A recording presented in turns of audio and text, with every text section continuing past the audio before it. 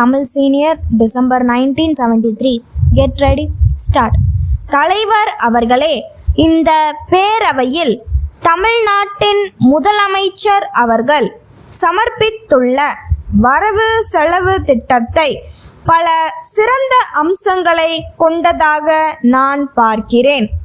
புதிய அரசாங்கம் பொறுப்பேற்ற பிறகு அதன் முழு ஆற்றலோடு தயாரிக்கப்பட்ட முதல் திட்டமாக இதனை கருத வேண்டி இருப்பதால் இதை குறித்து நாம் நன்கு ஆராய்வது அவசியமாகிறது.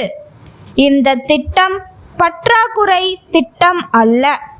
புதுவரி போட்டும் பற்றாக்குறை திட்டம் வகுக்கலாம். என்னை பொறுத்தவரை வரியே விதிக்காததை உயர்வு என்றோ சிறப்பு என்றோ நான் கருதவில்லை. அபிவிருத்திக்கு தேவைப்படுகின்ற பணங்களுக்காக வரிகள் போடுவது அவசியமே. எனினும் யாருக்கு வரிகள் போடுவது என்ற பிரச்சனைதான் இங்கே முக்கியம். அதை சொல்ல வேண்டிய நிலையை முன்னிட்டுதான் மாநில அரசாங்கம், மத்திய அரசாங்கம் ஆகியவற்றுக்கிடையே உள்ள பொருளாதார தொடர்பு இந்த நிதிநிலை அறிக்கையில் மிகவும் விமர்சிக்கப்பட்டு இருக்கிறது. மாநில அரசாங்கம், மத்திய அரசாங்கம் ஆகியவற்றுக்குள் பொருளாதார நிலைமை, வரி விதிப்பு அதிகாரம், வரி பங்கீடு ஆகியவற்றை பற்றியெல்லாம் முதலமைச்சர் அவர்கள் விமர்சித்திருக்கிறார்கள். இனிமேல் வரி விதிப்பதற்கில்லை என்ற உண்மையினை உணர்ந்து வரி போடுவதை தவிர்த்திருக்கிறார்கள். அதற்காக முதலமைச்சரை பெரிதும் பாராட்ட கடமைப்பட்டிருக்கிறேன். நம்முடைய பொருளாதாரத்தை முறைப்படுத்தி காட்ட மக்கள் மீது தாங்க முடியாத அளவுக்கு வரிகள் போடுவதை தவிர்த்து தாங்கக்கூடியவர்கள் மீது வரிகள் விதிக்க இந்த அரசுக்கு எந்த அதிகாரமும் இல்லை என்பதை அனுதாபமான நிலையில் அடக்கத்தோடு பண்பு கலந்த வார்த்தையிலே எடுத்து சொல்லி இருக்கும் முதலமைச்சர் அவர்களை நான் பாராட்டுகிறேன். அடுத்து, இலங்கை அகதிகள் பற்றிய பிரச்சனை மிக வருந்தத்தக்கதாகும். சிங்களத்தையும் சேர்ந்து ஆண்ட தமிழ் மரபினர் இன்று கடலில் தூக்கி எறியப்பட்டு தமிழகம் வருகின்றார்கள். இதை நினைக்கின்ற போது மனம் கொஞ்சம் சங்கடம் அடையத்தான் செய்கிறது. சென்ற ஆண்டு வரை பர்மா அகதிகள் இங்கு வந்தார்கள். இந்த ஆண்டு இலங்கையிலிருந்து அகதிகள் வர இருக்கிறார்கள்.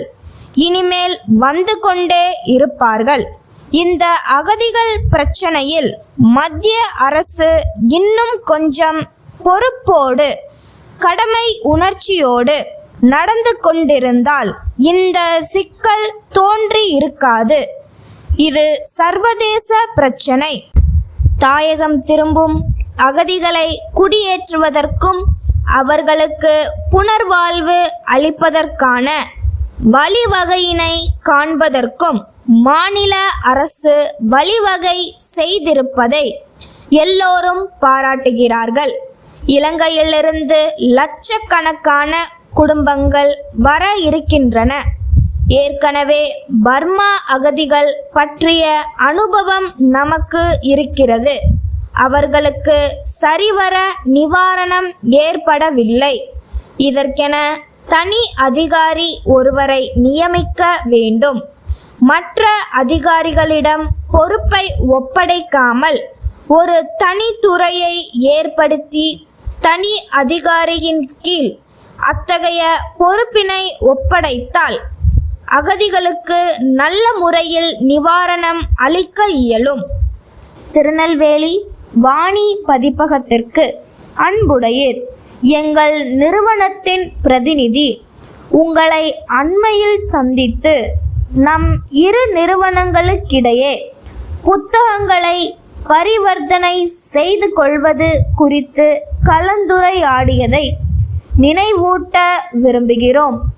தங்களுடைய கருத்தை நாங்கள் தீவிரமாக பரிசீலனை செய்து பார்த்ததில் உங்கள் விஞ்ஞான தொழில்நுட்ப புத்தகங்கள் எல்லாம் சற்று விலை கூடுதலாகவும் எங்களுடைய புத்தகங்களின் விலை குறைவாகவும் நிர்ணயிக்கப்பட்டிருப்பதை காணலாம். 200 பக்கங்களுக்கு தாங்கள் 15 ரூபாய் விலை நிர்ணயித்திருக்கும் போது நாங்கள் 400 பக்கங்களுக்கு 25 ரூபாய் தான் விலை வைத்துள்ளோம். இருதரப்பு புத்தக ஆசிரியர்களும் சமமான புகழ் வாய்ந்தவர்களாக இருந்தும் உங்கள் நூல்களுக்கு குறிப்பிட்ட விலை சற்று கூடுதலாக இருப்பதால் அதனை விரைவாக விற்பது கடினம் என்று தோன்றுகிறது. ஆகவே இதனை பற்றி தாங்கள் ஆலோசித்து தகவல் அளிப்பீர்களே ஆனால் சிறந்த ஒரு முடிவுக்கு வர இயலும். எங்கள் பட்டியலில் கண்டுள்ள சமூக நூல், வணிகம், தொழில்நுட்பம் ஆகிய துறைகளுக்குரிய புத்தகங்களையும் கவனிக்க வேண்டுகிறோம். ஆதரவை நாடும் தங்கள் அன்புள்ள பாரதி பதிப்பகம். ஸ்டாப்.